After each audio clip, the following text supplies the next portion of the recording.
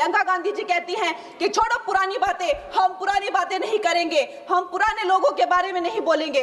तो मैं ये जानना चाहती हूँ कि आपकी जो माता जी हैं वो तो आपकी अध्यक्ष है और इस वक्त की वो अध्यक्ष है। भाषण अच्छा देते हैं, सिर्फ एक कमजोरी है, तथ्यों के मामले में कमजोर पड़ जाते हैं। बहुत कमजोर।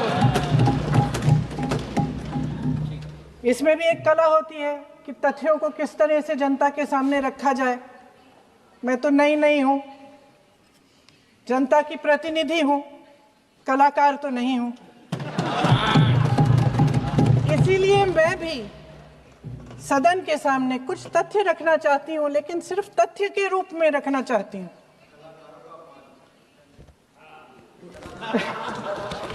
वंदे मातरम की जो सालगिरह पे आपने एक बड़ा कार्यक्रम आयोजित किया था, उसमें प्रधानमंत्री जी ने भाषण दिया। उसमें उन्होंने कहा कि 1896 में पहली बार गुरुदेव रविंद्रनाथ टैगोर ने ये गीत एक अधिवेशन में गाया। उन्होंने ये नहीं बताया कि क्या कौन सा अधिवेशन था, महासभा, हिंदू महासभा का अधिवेशन था, आरएसएस का अधिवेशन था, किस बात से कतरा रहे थे कि ये कांग्रेस का अधिवेशन था। और उदाहरण दूं कि मैं अपना भाषण जारी रखूं,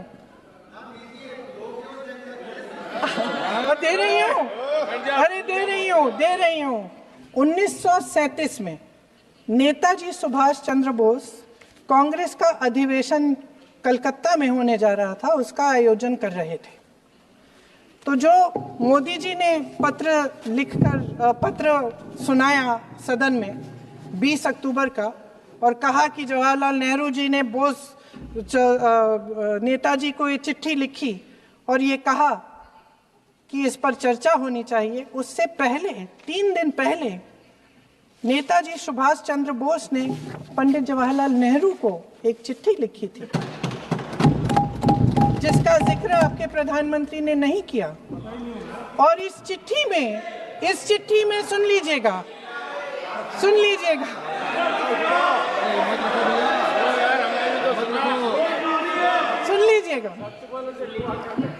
आप नेताजी के लफ्ज नहीं सुनना चाहते?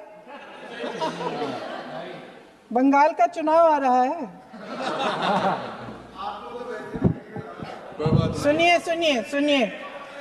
सुनिए। हाँ, कोई बात नहीं, हम तो देश के लिए हैं, हम देश के लिए हैं। आप चुनाव के लिए हैं, हम देश के लिए हैं। हम जितने भी चुनाव हारे, हम यहाँ बैठे रहेंगे और आपसे लड़ते रहेंगे और आपकी विचारधारा से लड़ते रहेंगे। अपने इस देश के लिए, अपनी इस मिट्टी के लिए लड़ते रहेंगे। आप हमें रोक नहीं सकते।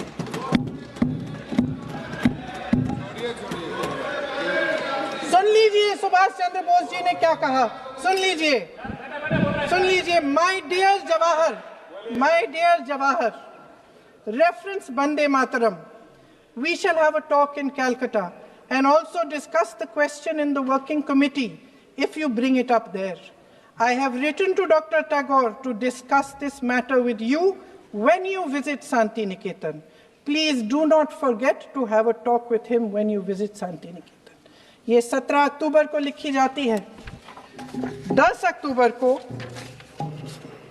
नेहरू जी इसका जवाब देते हैं और और 20 अक्टूबर को, हाँ ठीक है, 20 अक्टूबर को नेहरू जी इसका जवाब देते हैं। इस जवाब की एक पंक्ति प्रधानमंत्री जी ने सुनाई, बाकी पंक्तियां क्यों नहीं सुनाई? क्योंकि उनमें नेहरू जी क्या कह रहे हैं? There is no doubt that the present outcry against Vande Mataram is to a large extent a manufactured one by the communalists. Whatever we do, we cannot pander to communalists' feelings, but to meet real grievances where they exist. I have decided now to reach Calcutta on the 25th morning. This will give me time to see Dr. Tagore as well as other friends. समझ रहे हैं आप?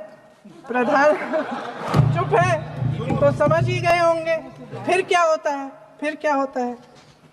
फिर नेहरू जी कलकत्ता जाते हैं और गुरुदेव जी से मिलते हैं। इसके बाद 28 अक्टूबर 1937 में कांग्रेस की कार्य समिति ने अपने प्रस्ताव में वंदे मातरम को राष्ट्रगीत घोषित किया। उन्हीं दो अंतरों को कार्य समिति की बैठक में महात्मा गांधी जी, नेताजी सुभाष चंद्र बोस, पंडित नेहरू, आचार्य नरेंद्र देव जी, सरदार पटेल जी, गुरुदेव रविंद्रनाथ टैगोर जी सब मौजूद थे। इस प्रस्ताव के ये सभी महापुरुष इस प्रस्ताव से सहमत थे।